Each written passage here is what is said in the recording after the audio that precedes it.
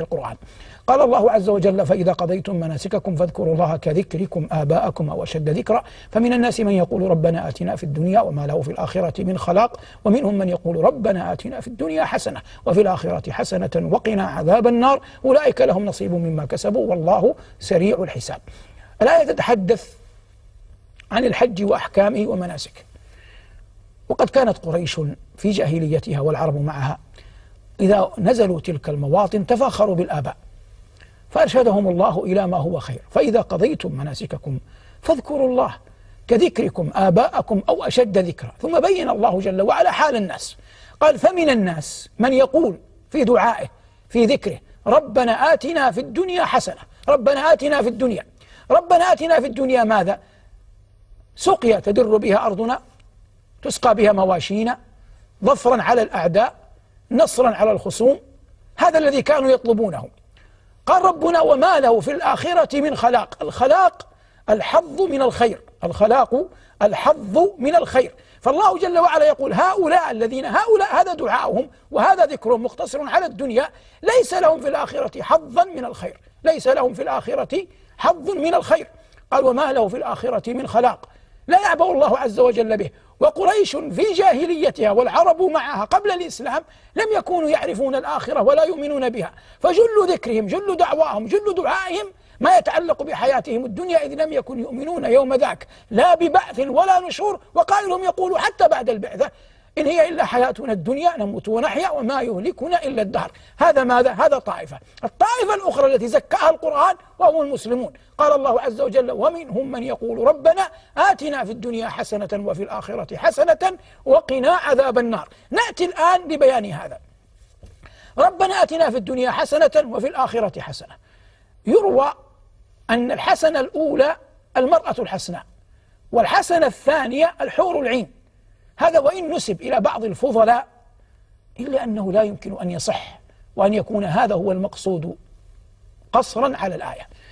قال قتادة رحمه الله: الحسنة في الدنيا الكفاية في المال والصحة في الأبدان.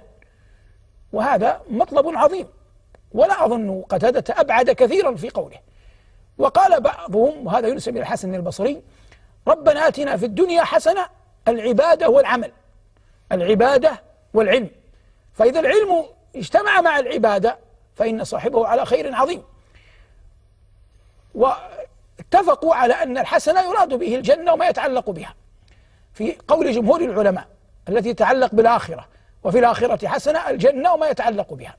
لكن قال بعض العلماء إن قول الله عز وجل ربنا آتنا في الدنيا حسنة يشمل كل نعيم من نعم الدنيا، وهذا أظهر وأولى. بل قال بعضهم إن المعنى ربنا آتنا في الدنيا عطية حسنة. قالوا حسنة صفة لموصوف محذوف دل المعنى عليه. ربنا آتنا في الدنيا عطية حسنة، والمراد النعم كلها، ما يتعلق بأمر المعاش وما يتعلق بأمر المعاد، ما يتعلق بالأشياء النفسية كالعلم والمروءة والأدب، وما يتعلق بالأشياء الجسدية كالصحة والعافية والطول والجمال وأشباه ذلك.